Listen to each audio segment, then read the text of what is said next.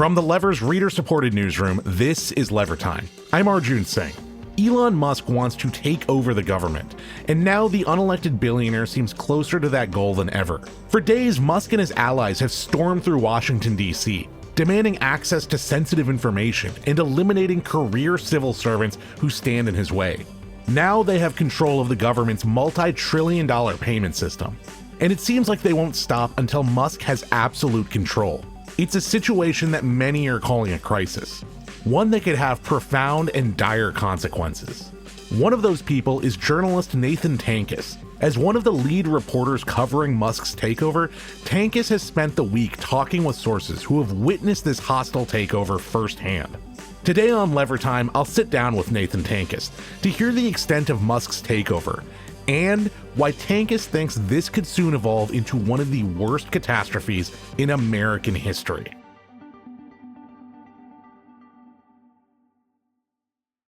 Just a quick note here before we hear my conversation with Nathan. After Nathan and I spoke, on Thursday morning, a federal judge blocked Elon Musk from being given information from the Treasury Department's payment system. Two of Musk's allies, Marco Alez and Tom Krause, however, are still allowed to access the information, but only in a read-only format. To get the latest news, go to levernews.com and subscribe to our new newsletter. Okay, here's our conversation. So, we have a lot to talk about today. It's been just whirlwind week. But before we get into that, Nathan, I just want to ask you, how are you doing? I'm doing well now.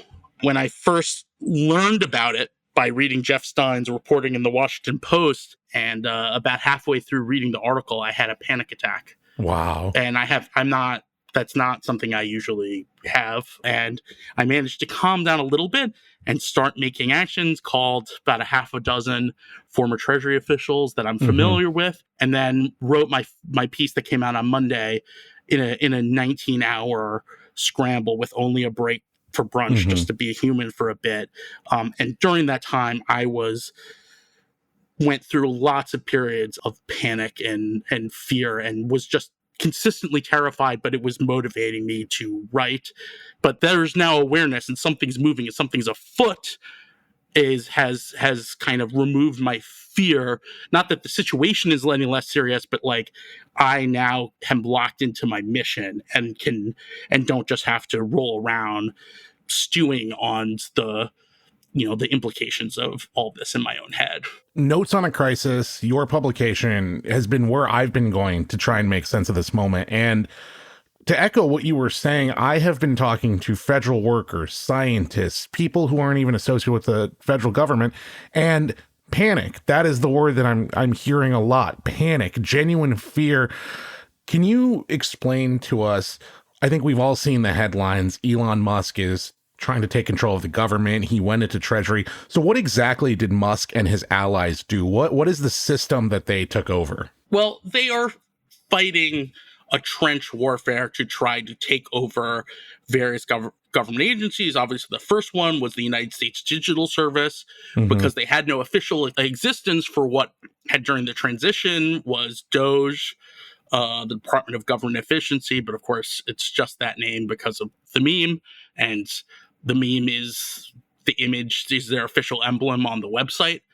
That was the first step, and now they're trying to install DOGE, which are just former Musk employees, all around the government, and to take control of them. What I'm covering is the most dangerous of all of it, which is a 25-year-old former SpaceX employee, Marco Alez, is taking over and seems to be preparing and may have already written and implemented source code changes into the most sensitive, fundamental, top secret mainframe system of the United States payment system, which is housed in the Bureau of the Fiscal Service. Yeah. This is a payment system. The payment system he's working on processed $4.7 trillion in 2024.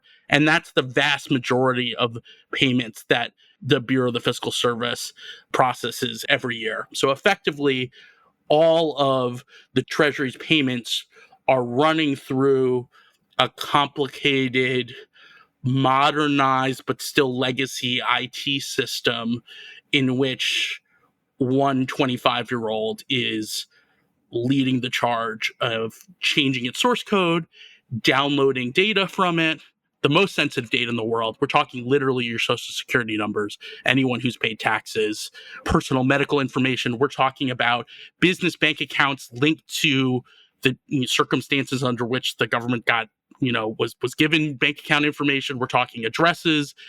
It's unimaginable. It is all more than enough information to steal your identity. And as far as we can tell, there's no understanding of what's going on with it. Seems at this point very likely that they are putting it on unsecure commercial technology that they are taking out of the treasury and can basically be used at their disposal. But there's a million other implications. They can use this information to find the nonprofits, the businesses, the contractors that they don't like, put them on do not pay lists. Potentially, if they can also get control of these other apparatuses, just capriciously put people on terrorism watch lists, delete bank accounts, just say you don't financially exist anymore. Essentially, they have the ability to do anything essentially with this information. But as important as that is, it is not the most catastrophic scenarios. The most catastrophic scenarios are that in attempting to gain control of the system, a system that they do not understand, they write and introduce code, or they have other people write or introduce code, but under extreme circumstances, which it's not properly tested and vetted, that breaks these systems in the process of trying to get a control of them. And if they break these systems, that literally means you're not getting your Social Security check that month. We are talking about things that serious. And not only that, payments to universities, state and local governments, tribal organizations, just anything that you can imagine that is on the table. And the state of play is so fluid that by the time I'm done doing this interview, I might check my phone and find out things have radically changed and changed for the worse. Man, that's what Elon Musk and his allies are doing right now. So how is that system normally managed? Who nominally was in charge of that? And are those people, where are they now? Yes. So this system is very it's a snooze fest. It's specialized. It requires a lot of domain knowledge, but it's also the most important system. So that combination very reasonably has led to people of the Bureau of the Fiscal Service move up the ranks, career civil servants, and one of them becomes the highest ranking. Someone specifically out of the Bureau of the Fiscal Service becomes the highest ranking civil service employee in the Treasury. Everyone above them is political appointees. And this is the Fiscal Assistant Secretary. And up until last week, David Liebrecht was the Fiscal Assistant Secretary. He had been Fiscal Assistant Secretary since 2014.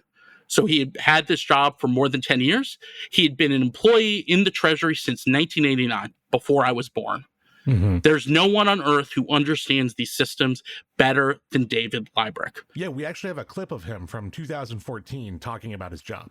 Here's Dave Liebrecht. As the commissioner of the Bureau, my major responsibility is set strategic direction for the organization. And at the same time, I think any good leader in an organization needs to be very much focused on the operational ongoings of the organization and the people of the organization. So for me, I probably spend a fair amount of my time on the strategic, setting the direction for the organization, establishing the priorities, but also making sure that we're delivering on these very important functions that we do on a daily basis.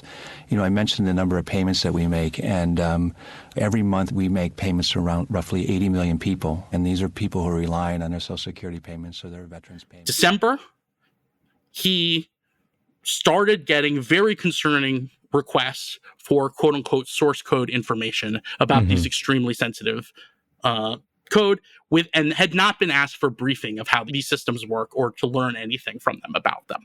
So he, for obvious reasons, blocked and resisted giving this kind of information. This created constant consternation in Trump, and Musk World. And when they got in there, they went immediately wanting the code. They wanted the code immediately. And he resisted, and he wanted to get a meeting with the chief of staff and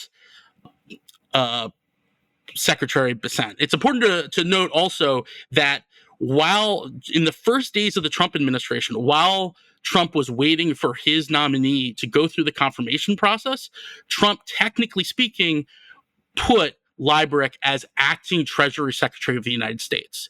So up until not that many days ago, this person was the acting Treasury Secretary of the United States. And of course, Bessent went through the confirmation process with a number of Democrats voting for him. And they almost immediately wanted to get access to those systems for various obvious reasons. He was, again, extremely alarmed, asked for the meeting, and at that meeting, we don't know exactly what happened, but basically, he left that meeting going on paid administrative leave and then announcing a very sudden, quote-unquote, retirement. Essentially, he was pushed out.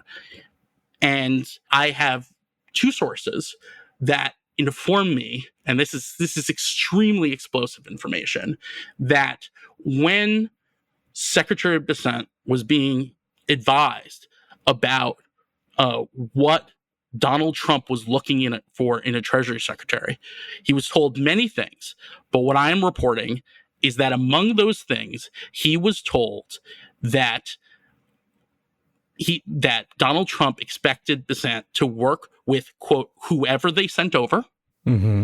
Whoever they sent over. So whoever was sent over the Treasury that he had to work with, and to help Donald Trump go after his enemies. So he wanted a loyalist. He wanted loyalty above all other considerations. Yeah. He wanted someone like Trump's first secretary, Mnuchin, but he wanted loyalty above all else, which is not something that he perceived from Mnuchin. So he wanted the credibility with Wall Street, but with the absolute loyalty. And that seems to be what he got. And everything that comes out of my reporting, it's so alarming that, it seems just obvious confirmation of what my two anonymous sources have informed me of. After the break, I'll continue my conversation with Nathan Tankus. We'll be right back.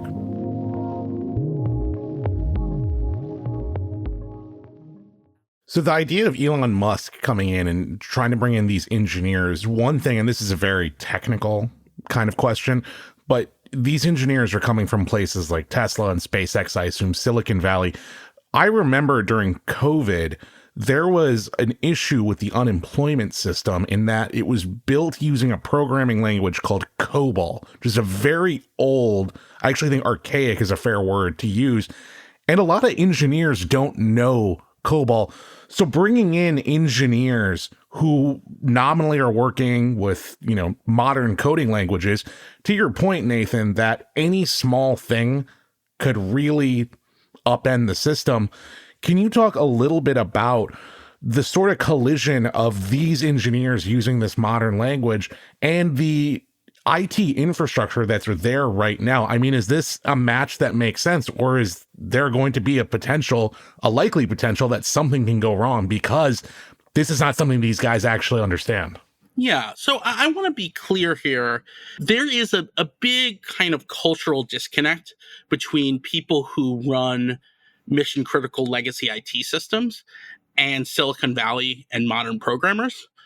Modern programmers think of programming as basically like the syntax of a language. And right. It's just the abstract language. To legacy mission critical IT programmers who overwhelmingly the languages they know is what they've worked on, and they know the kind of like mission critical systems that they've worked on, they don't think of programming as just the abstract logic of the language. They think of it as the physical mainframe context, the system architecture of the systems that they're using, But most crucially, they think about it in terms of business logic. And what business logic is the specific connection between variables that are specific to the system that you're working on. So, for example, just the most basic idea, like Social Security payment connected to Social Security number, connected to address. These kinds of things, and specific abbreviations and such, are not part of COBOL in general. They are part of specific business logics that have been built into the system. And especially, where the age comes in is that these systems developed for decades without modern documentation processes where you fully document exactly what you're doing. And as a result of that, it requires a lot of contextual knowledge to understand what's going on in a system. So, for example, during Y2K, which was a real thing, a big part of how that was solved was paying big money, hiring legacy IT, mission critical IT programmers from other companies by paying a bunch more. And so that created a big boom at that time of kind of bidding up for those workers. So it's not about like, even, let's say they learn COBOL well and it goes quickly. They launch DeepSeek, which is on Marco Alez's public GitHub. That last time I checked is still public. Even with the, knowing the language, it's about the business logic, the system architecture.